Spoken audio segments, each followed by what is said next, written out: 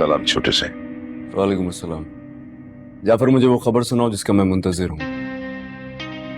सही वो सुनहरा की लड़की थी। मैं सिर्फ दुआ के बारे में जानना चाहता हूँ। सही सुनहरा के काम और नाम से तो हम सब अच्छी तरह से वाकिफ हैं। हम्म। ये दुआ जुनैरा तक पहुंची कैसे? तुमने तो कहा था कि जी कहा था, बाप के घर से निकाले जाने के बाद तो आज सुनहरा से मिली और सुनहरा ने उसे अपने मफादात के लिए इस्तेमाल करना चाहा, लेकिन अभी तक दुआ की मज़ाहमत जारी है। हम्म। जुनैरा के साथ मेरी मुलाकात तय करो। आप वहां जाएंगे? हाँ, क्यों? क्या हुआ? नहीं सही, मेरा मतलब है वो वो जगह आपके शायाने शान नहीं है। जानता हूँ, लेकिन जो मैं कह रहा हूँ तुम वो करो जाफर। जाओ। सही, एक बार फिर सोच लें आप। मैंने सोच समझ के फैसला किया है। इस खबर का अगर बड़े सही को पता चल गया तो आपको उनके गुस्से का सामना करना पड़ेगा। कौन बताएगा उन्हें?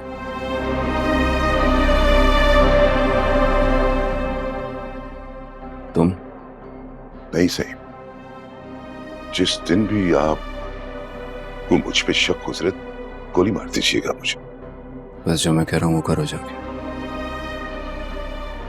ठीक है सर, करता हूं। शाम का वक्त ठीक रहेगा? हम्म। जो आपका होगा।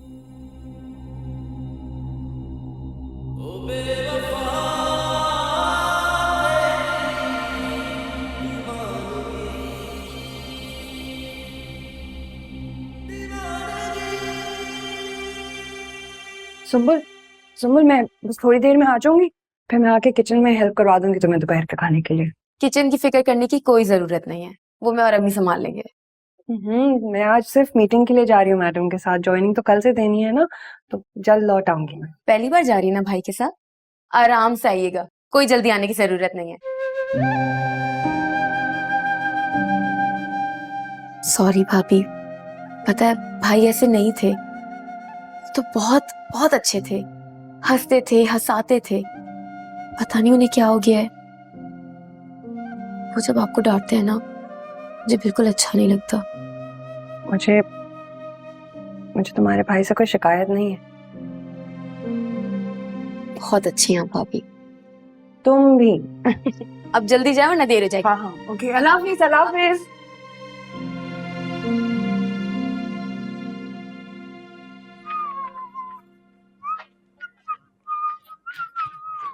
चले। ये क्या तुम इस उलिया में जाओगे बस? क्या हुआ मेरे वलिया को? नए कपड़े कल ही निकाले थे। मैं कपड़ों की बात नहीं कर रहा, मैं इस बुरके की बात कर रहा हूँ। ऐसे जाओगी मेरे साथ? घर से बाहर तो मैं हमेशा बुरके में ही जाती हूँ। भाई बहन तो तुम्हारी जाया करती थी।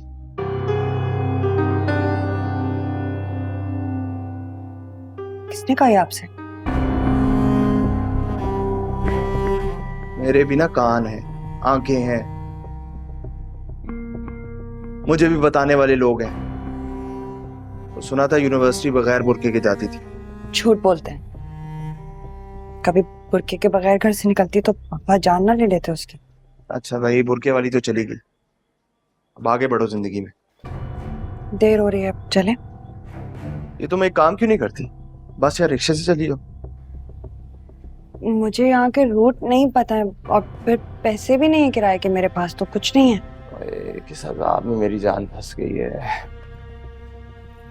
आखिरी दफा लेके जा, कल से अपना रास्ता खुद, समझी?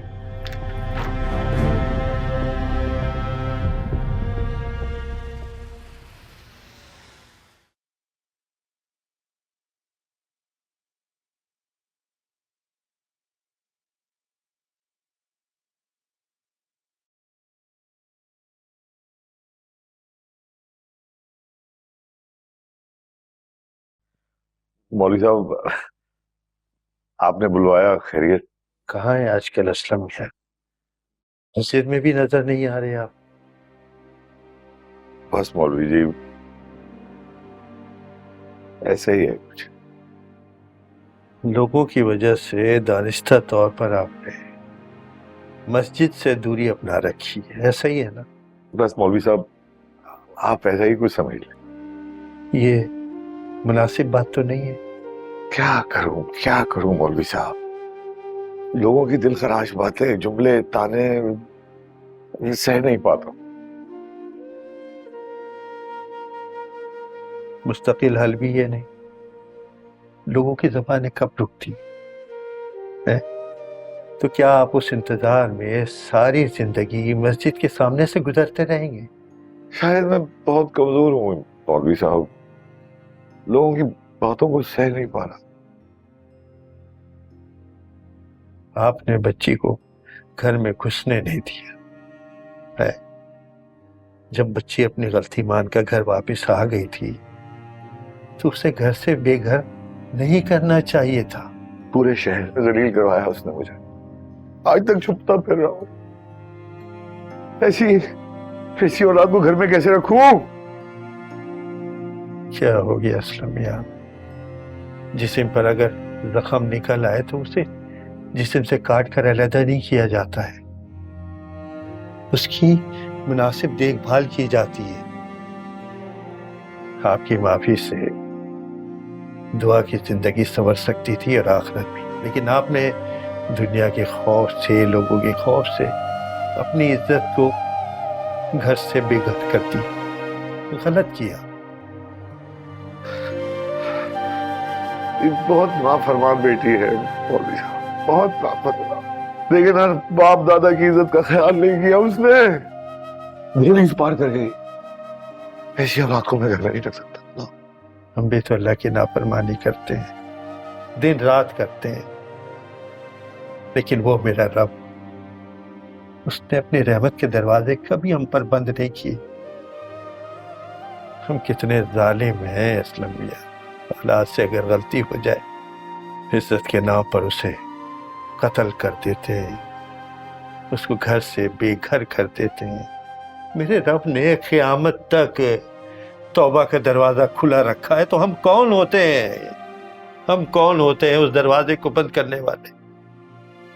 हो सके तो बेटी को ढूंढ के लाइए घर पर, और ये दुनियावी इज्जत के चक्कर में ना अपनी इज्जत मत खराब करे, अपनी आखिरत मत खराब करे। मैंने जो कहा उसको सोचिएगा जरा गौर से। जी मौलवी साहब जी,